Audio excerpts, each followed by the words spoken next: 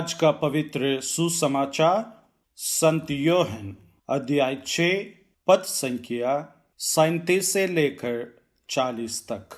पिता जिन्हें मुझको सौंप देता है वे सब मेरे पास आएंगे, और जो मेरे पास आता है मैं उसे कभी नहीं ठुकराऊंगा, क्योंकि मैं अपनी इच्छा नहीं बल्कि जिसने मुझे भेजा उसकी इच्छा पूरी करने के लिए स्वर्ग से उतरा हूँ। जिसने मुझे भेजा उसकी इच्छा यह है कि जिन्हें उसने मुझे सौंपा है मैं उनमें से एक का भी सर्वनाश ना होने दूं, बल्कि उन सब को अंतिम दिन पुनर्जीवित कर दूं।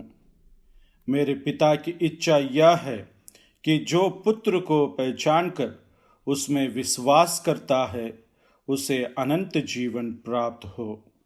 मैं उसे अंतिम दिन पुनर्जीवित कर दूंगा। यह प्रभु का पवित्र सुसमाचार है। क्रिस्त प्रभु की जय।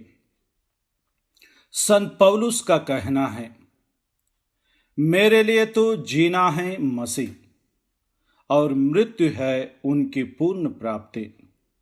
हाँ, हम क्रिस्तीय भाई बहनों के लिए मृत्यु है एक नया जीवन का आरंभ।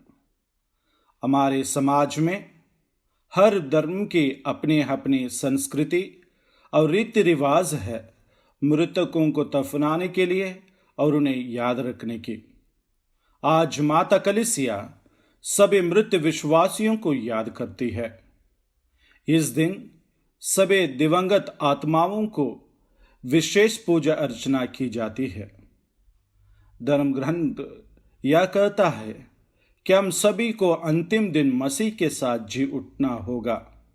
हाँ, हम सभी क्रिस्तीय भाई बहन इस सच्चाई पर विश्वास करते हैं। इसलिए सभी को संत पौलुस जैसे संपूर्ण मसीह को प्राप्त करने के लिए अपना जीवन जीना चाहिए।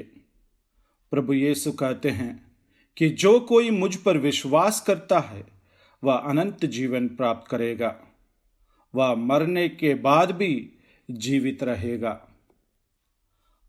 हमारी जीवन यात्रा में हम में से कुछ लोग सदाचारी जीवन जीते हैं ताकि उन्हें शाश्वत शांति मिले।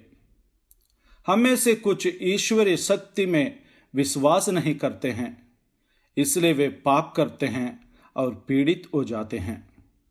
हम में से कुछ लोग अच्छाई एवं बुराई दोनों करते हैं, लेकिन उन्हें शुद्धिकरण की आवश्यकता होती है। सच यह है, सबको एक दिन मरना है, लेकिन हर क्रिस्तीय भाई बहनों के लिए मृत्यु के बाद एक नया जीवन शुरू होता है, क्योंकि हमारा प्रभु यीशु मसीह कहते हैं, मार्ग सत्य जीवन में हूं। इस नया जीवन को प्राप्त करने के लिए हमें इस दुनिया में सही जीवन जीना होगा। एक क्रिस्तीय होने के नाते हम अपने धर्म की सच्चाइयों पर विश्वास करें।